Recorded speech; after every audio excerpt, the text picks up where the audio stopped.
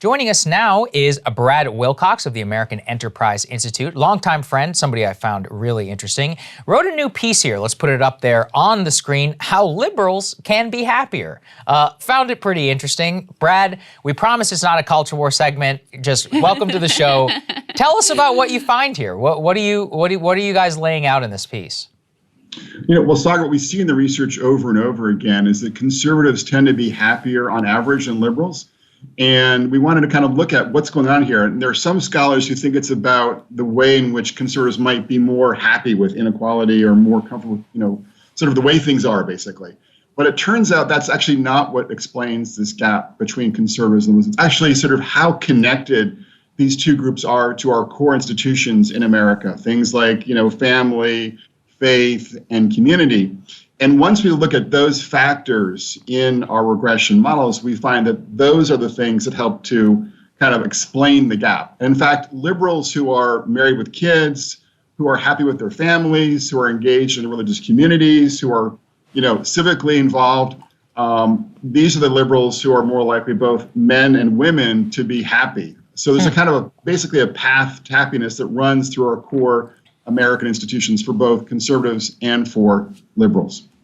I thought the piece was really interesting. And as you point out, this data is pretty consistent over time that this is something I've known about for a while, that conservatives tend to be happier. I always bought into the idea it's because, hey, they're more comfortable with the status quo. So liberals are sort of angsting over whatever's going on in the world. I might count myself in that camp. The part of it that I guess I had a big question about is, if religion is a big part of this, that's for me not really an answer, because I can't make myself believe something that I don't ultimately believe.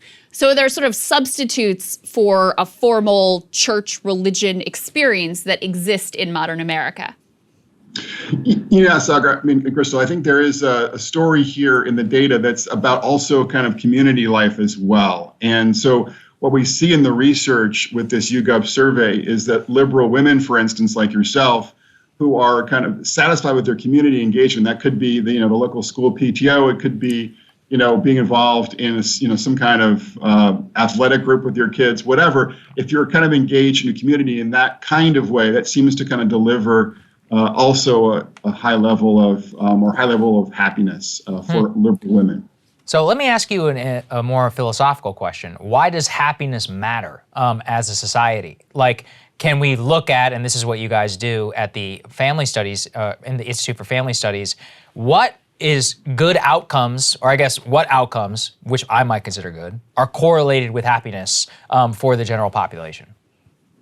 Well, Saagar, what we see in the research is that these kinds of outcomes tend to cluster together in terms of things like happiness, anxiety, and depression. And as both of you are aware, we've seen a big spike in America recently in deaths of despair, which is sort of one manifestation of people kind of losing a sense of purpose, direction, and also, of course, happiness oftentimes as well.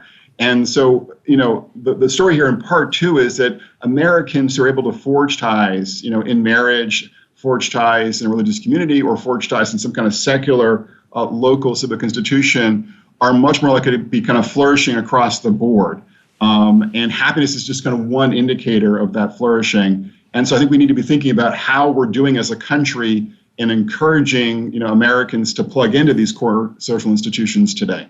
That's actually in its way a provocative and radical notion in this country, especially over the past 40 years since the Reagan era, where the priority has really been around profit maximization. Jobs were shipped overseas as long as it was going to up GDP by a couple of percentage points. And pushing back against that notion of just the free market is the only thing we should care about is actually a value more associated with the left at this point. So as someone who comes from a more conservative perspective, are there sort of economic policy implications or any sort of policy implications that come with a focus and a prioritization of happiness as a nation, which frankly is just not something that we've really focused on for a long time? Well, Krystal, I think in terms of thinking about economic policy, we need to do a much better job of making it easier for Americans who don't have a college degree and are not on the college track to flourish both in school and in the labor force. And so one concrete idea, for instance, would be to have a wage subsidy. And that would also kind of push us in the direction of a kind of family wage. So that would be kind of one way of kind of making economic policy more family friendly. So that would be sort of one example of the kind of policy measure. Now, I'd also would want to stress too the ways in which currently our means-tested programs like Medicaid, for instance, end up penalizing marriage for working class families with kids, making it more financially difficult to get married. And so I think we could also think about ways to eliminate that marriage penalty embedded in our means-tested programs like Medicaid, for instance. And what about rethinking our approach and framework work with regards to trade? Because one of the things that has decimated so many communities and has forced people out of where they grew up is, there's no jobs left there. So the factory that was there when their parents or grandparents, that they had a stable middle class life, able to support a family, that's now gone away. So there are implications there as well. Yeah, as you know, I mean, David Autor at MIT has found that the China trade shock was linked to the loss of about 2 million jobs in America. And that in turn was linked to market declines in marriage and market increases in single parenthood. So, we have to think about how our trade policies and how our public policies more generally do or do not foster good paying jobs for ordinary Americans. And that's certainly also kind of a policy issue to keep on the agenda for thinking about ordinary families across the U.S. Yeah, and then, the last thing I have here, Brad, which is, I've been a fan of this, and I cited David's paper here on the show in the past as well. But beyond, the general policy implication, the mindset shift has to happen. Do you see that happening within the institutional right, or is it still just a very nascent movement? Saagar, I do see among younger conservatives a dramatic kind of rethinking about the sort of character of public policy and sort of their thinking about economics as well. So there's a much greater concern about thinking through policies that would sort of shore up the economic fortunes of working and middle class families, as we go forward. Now, of course, there are still, I think, many older conservatives, on Capitol Hill and elsewhere who haven't kind of made that shift. But there's certainly a real openness on the part of younger conservatives to rethinking economic policy with an eye towards strengthening American families. Yeah, I would hope so. Brad, really appreciate your analysis, work, all of that. We'll put links down in the description to look at some of Brad's works. I've cited many of your studies here in my monologues. I find the work invaluable. So we really appreciate you joining us. Thank you. Yeah, fascinating stuff. Thank you, Brad. Thanks, Krystal. Thanks, Saagar. Absolutely. Thank you guys so much for watching. We really appreciate it. You guys keep us alive here. We are coming up on 6 months, which is just totally nuts here as a show. As we've said, we've got meetings, actually we literally one today, about bringing on some more people, expanding the show, bringing you guys more content, and laying the groundwork for what we need in order to make sure our midterm coverage and eventually presidential coverage is the absolute best in the business. But we can't do it without your support. I mean, we've noted this a million times, but demonetization really does come for us on a lot of the most controversial topics that we pick, or in the way that we curate our content to make it so that it's the absolute best for you, but makes it so that we don't actually make any money on YouTube. It's fine. We design the business that way. That's why we have a premium subscribers, membership, and all of that. The link is down in the description. So we really appreciate you can help us so we can continue to grow as big as we can and really just spread the word. So thank you.